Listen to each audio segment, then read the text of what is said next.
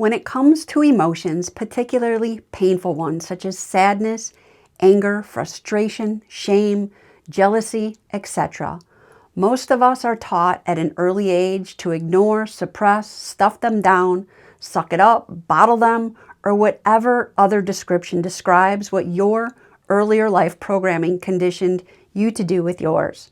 If you're not a bottler, you might be an expresser, which still doesn't necessarily mean you are consciously aware of, process, and move through your emotional experiences effectively and fully.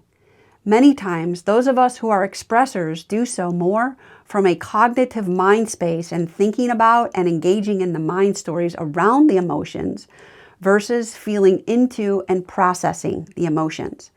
In other words, most people don't know what it truly means to feel an emotion or even how to begin doing it. It's not something that we're readily taught, yet emotional intelligence should absolutely be a subject in schools. The field of psychoneuroimmunology has shown us that when we habitually suppress or repress emotions versus feeling and processing them, they can become issues in our tissues and in our lives.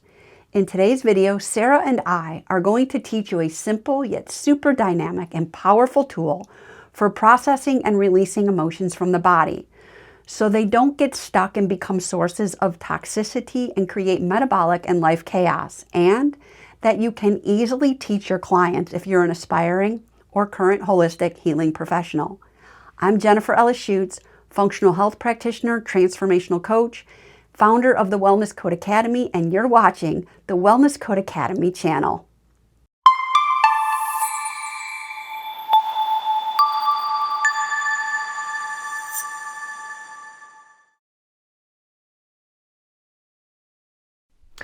I'm Sarah, registered dietitian, functional health practitioner, and transformational coach, as well as collaborating partner in the Wellness Code Academy. Before jumping into the tool, it's important to know the following about emotions. Number one, as already alluded to in the intro, emotions are energy in motion, and just as energy can get trapped in nature, as in the case with geysers and volcanoes, where it builds up over time until there's an eruption, it can also get trapped in our bodies.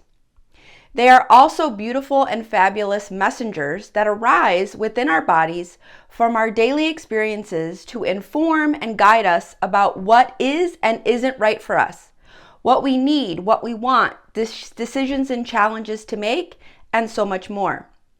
But for us to glean the messages within and allow them to move through us, we must accept them without judgment and allow ourselves to feel them. When we don't feel and process our emotions effectively and fully, they can become trapped energy in our bodies, creating issues in our tissues and dysfunction in our physiology and psychology that can then lead to all sorts of life challenges and be a contributing factor in the development of chronic disease such as chronic fatigue syndrome, fibromyalgia, autoimmunity of all kinds, anxiety, depression, digestive issues, and so much more. This has definitely been the case for Jen in her long, hellish journey with chronic illness and complex PTSD, and was definitely a factor that took me a long time to realize in my own journey with my health as well. Number two, emotions are expressed with one-word descriptors, so you know them by the ease with which you describe them. For example, you might say, I'm feeling sad, when you've experienced a loss or hardship of some kind. Or you might say, I'm feeling angry or pissed, when your boundaries are being violated. Number three, emotions and thoughts are not the same. For example, you might say, I feel like my husband is being a jerk. In this case, you're expressing a thought, not an emotion. The actual emotion behind that thought might be anger. Number four, there is an infinite list of basic emotion categories, but an infinite list of variations on the basic categories. The basic categories include angry, sad, fearful, ashamed, content, and joyful. Examples of variations would be resentful, hopeless, afraid, remorseful, calm, or fulfilled. Only you can decide what you feel, and whatever you label it is fine as long as you tune into the emotional experience and not the thought around it.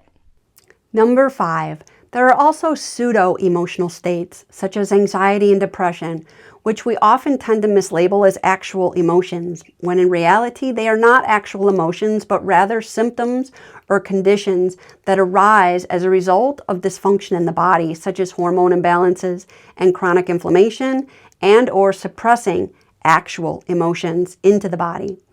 It's important to lift pseudo-emotions such as anxiety and depression up like a rug to see what's underneath them, and we'll often find anger, resentment, hurt, confusion, fear, shame, and many others. Now, one might still feel the anxiety and depression, but they'll likely be clearer about what true emotions need to be felt to begin moving beyond them. Eventually, after making a habit of doing this for a while, one will likely have much less anxiety or depression because they're allowing their true emotions to be conscious, processed, and heard. Number 6, emotional and physical pain run on the same neurocircuitry in the body and are also in a bi-directional relationship with one another. In other words, emotional pain can create physical pain and vice versa. Emotional pain that leads to physical pain is known as psychosomatic, and physical pain that leads to emotional pain and other psychological issues is known as somatopsychological. Number 7, cultivating emotional intelligence and learning how to feel and process emotions are essential for healing, wellness, and life success.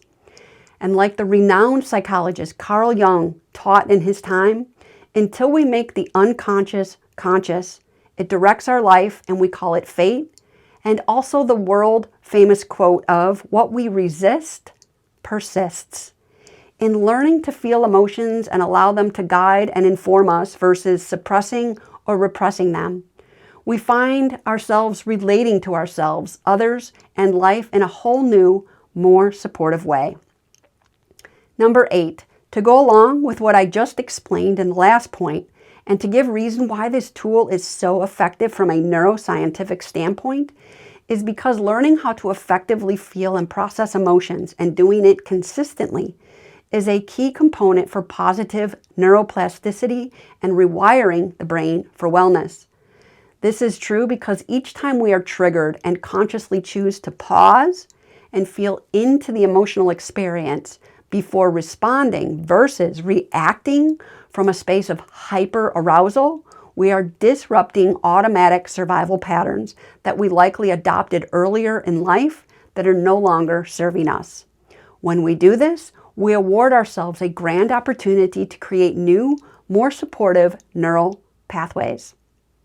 Number 9, studies done in the field of psychoneuroimmunology have shown us that most emotions, if we take the time to consciously feel into them without engaging in the thoughts or mind stories around them, will likely dissipate within 90 seconds.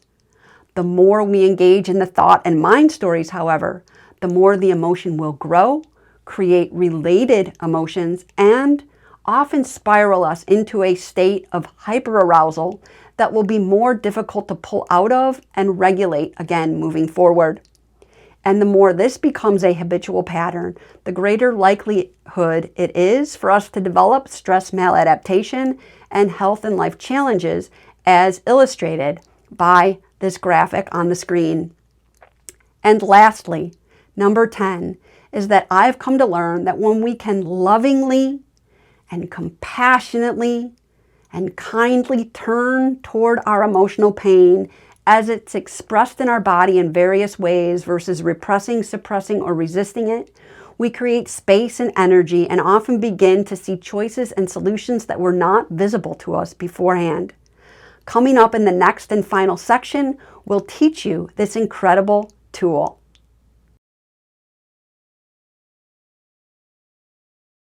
Okay, so are you ready to learn this simple yet powerful tool? To implement this incredibly simple tool, all you need to do is get in the habit of asking the question, what am I feeling now? Emotionally speaking, not physically. With genuine curiosity, honesty, and willingness to explore the answer, and then drop your awareness into your body and feel into it and be with the sensations of them in a way that is feasible and comfortable for you to do. This could translate to standing, sitting, lying, or moving your body as you see fit, as you let the sensation of the emotion be there as it is and not engaging in the mind story around it. Remember that emotions are energy living in your body. The key to letting the emotional experience happen without overwhelm lies in your ability to observe them with your mind with no attachment to them or judgment around them, as though you were watching clouds float by in the sky or passing by billboards on the freeway. And once again, as was already highlighted, the more you allow yourself to feel emotions versus engage in the mind story of them, the quicker you will move through them and less likely they will become trapped energy and thus create chaos. Start by labeling the emotion. If a word naturally comes to mind, such as angry, afraid, or whatever, great. Other times, you may not be able to or care to name it, but you know you're feeling something. This is perfect because the question is just a pointer to the experience of the emotion. Even if you have no idea what you're feeling, there's no problem because labels, though they can be helpful for some, are not essential for this tool to be effective. It's truly more about the question and the process of getting out of our heads, dropping into and connecting with our bodies, and interrupting habitual past programmed patterns that no longer serve us than it is about the label of the emotion.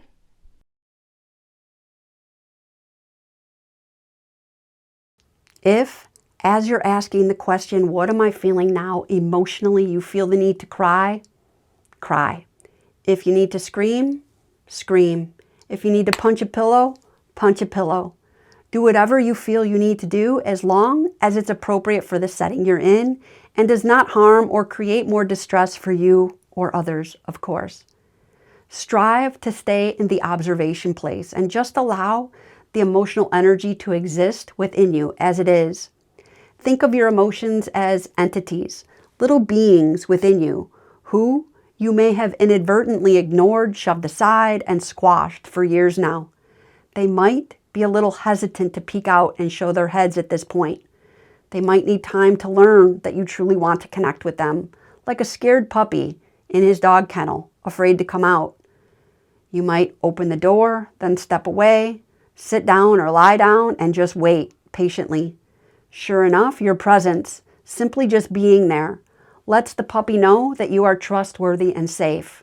So he inches gingerly out to greet you. This is what your stuffed emotions will likely do. Feel the emotion by being present with the sensation of it in your body.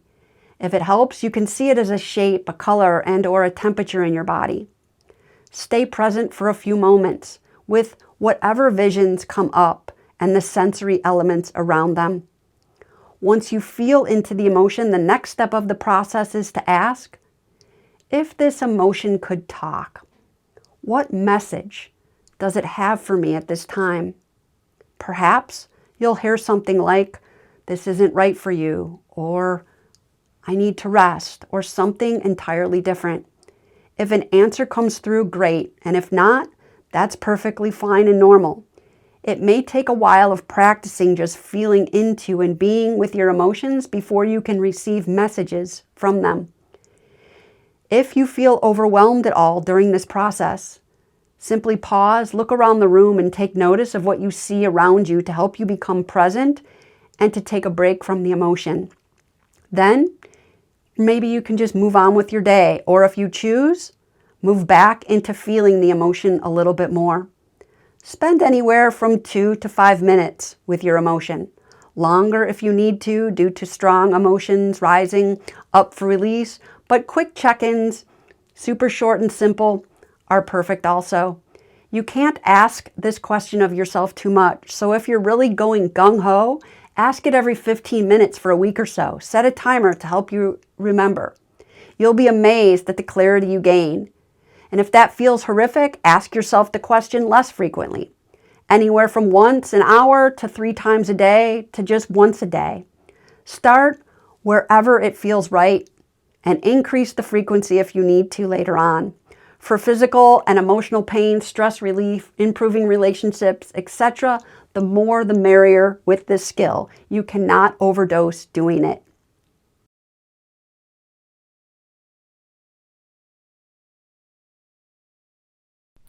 By making this simple tool a consistent habit, you're entraining your brain and body to break habitual patterns and open up the emotional energy stored in your body, thus releasing both tension and pain and creating room for new thought patterns to form, such as wise mind thinking.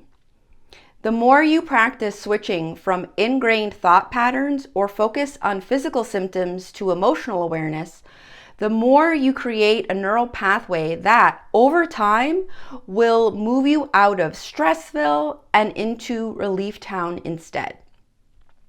But for it to be effective, we must let go of attachment to rigid timelines or outcomes, as they create tension in the body-mind system, which is counterproductive.